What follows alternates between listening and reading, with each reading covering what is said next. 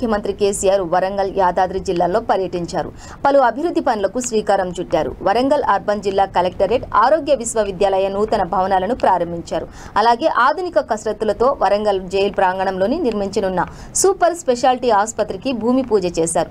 ప్రజలకు ఇబ్బంది లేకుండా అన్ని శాఖల అధికారులు ఒకే చోట ఉండేలా సమీకృత కలెక్టరేట్ భవనాన్ని నిర్మించాలని తెలంగాణ రాష్ట్ర ముఖ్యమంత్రి కేసీఆర్ నిర్ణయించారు.